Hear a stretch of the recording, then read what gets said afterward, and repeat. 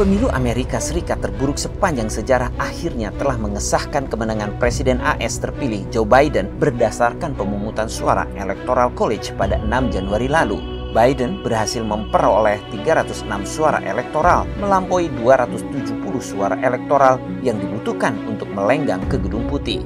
Mengapa kami menyebutnya sebagai pemilu terburuk dalam sejarah demokrasi Amerika Serikat?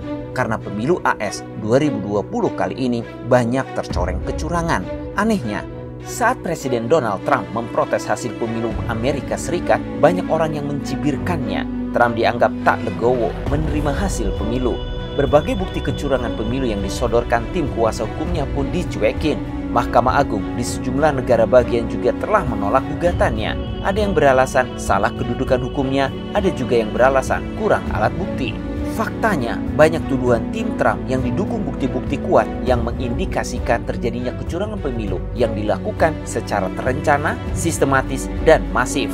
Berikut beberapa fakta kecurangan pemilu yang terkait dengan sistem pemungutan suara elektronik yang dikumpulkan oleh The Epoch Times, salah satu media independen di AS yang lagi naik daun. Sistem pemungutan suara elektronik yang mengandalkan teknologi kuno mudah diretas. Apalagi dua dari perusahaan utama yang memproduksi mesin pemungutan suara itu, yakni Dominion dan Electronic System dan Software LLC, mengandalkan suku cadang dari Tiongkok, menjadikan mesin tersebut sangat rapuh. Perusahaan lain yaitu Smartmatic memiliki hubungan luar negeri dengan penguasa kiri Venezuela, Presiden Hugo Chavez. Mesin pemungutan suara yang mudah dimanipulasi. Kesaksian Alex Halderman, seorang profesor di Universitas Michigan di hadapan Komite Intelijen Senat pada Juni 2017 tentang betapa mudahnya memanipulasi mesin pemungutan suara yang terkomputerisasi. Kerentanan yang built-in bawaan. Mesin pemilu yang diproduksi oleh Dominion memiliki pengaturan bawaan yang memungkinkan perubahan manual. Opsi termasuk memberikan bobot yang berbeda untuk suara dari kandidat yang berbeda. Sistem ini juga memungkinkan surat suara dipindai beberapa kali dan hasil suara dihapus. Fungsi-fungsi ini membuat sistem rentan terhadap manipulasi. Itu kesaksian ahli keamanan dunia maya, Colville Waldron, di hadapan pengadilan Arizona pada 30 November 2020. Tidak ada tenaga pengawas. Personil Dominion adalah satu-satunya yang memiliki pengetahuan dan akses ke server Dominion.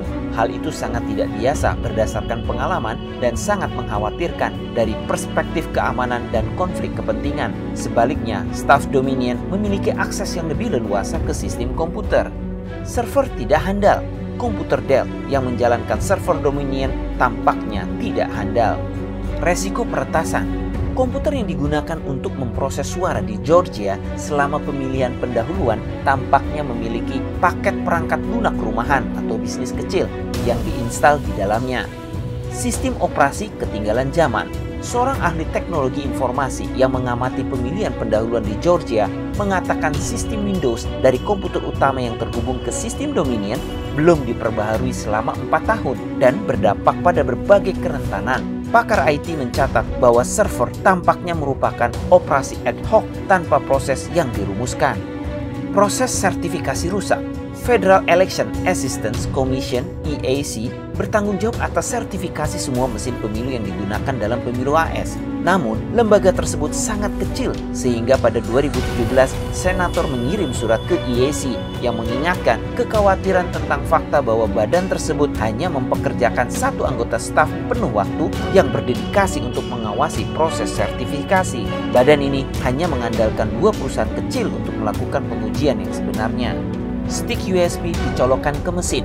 Seorang pengawas pemilu dari Pennsylvania's Delaware County, Greg Stenstone, mengatakan secara pribadi mengamati ada USB yang dihubungkan ke mesin pemungutan suara oleh pengawas pada beberapa kesempatan. Kesaksian Stenstone di hadapan Hakim Pennsylvania pada 25 November 2020. Terhubung ke internet.